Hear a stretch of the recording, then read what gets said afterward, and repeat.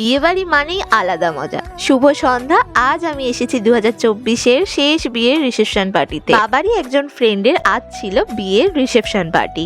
বাঙালির বিয়েতে খাবারের রসনা একটা আলাদাই অভিজ্ঞতা। চলুন দেখি আজ কি কি চমৎকার খাবার অপেক্ষা করছে। এই যে শুরু হচ্ছে স্টার্টার থেকে। এই যে ছিল আমাদের নবদম্পতি, যাদেরকে দেখতে বেশ ভালো লাগছিল।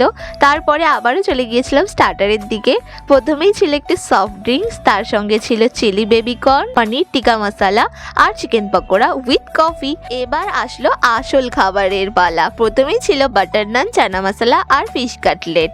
তারপরে নিয়েছিলাম রাইস আর একটা ফিশের আইটেম, কারণ আমি তো মাংস খাই না আর ডেজার্ট ছাড়া কি চলে। তাই নিয়ে নিয়েছিলাম পাঁপড়, গোলাপ জামুন আর গুড়ের দুটো মিষ্টি। আর আইসক্রিম ছাড়া তো কোনো কথাই হবে না। কি বলুন তো, সারা বছর এই মিষ্টির স্বাদ আর সাথে এই মিষ্টি মুহূর্তের কথাগুলোই মনে থাকবে। সুস্বাদু খাবার আর আনন্দের স্মৃতির সঙ্গে 2024-কে বিদায় জানাই। এখনকার মতন আসি, বাই।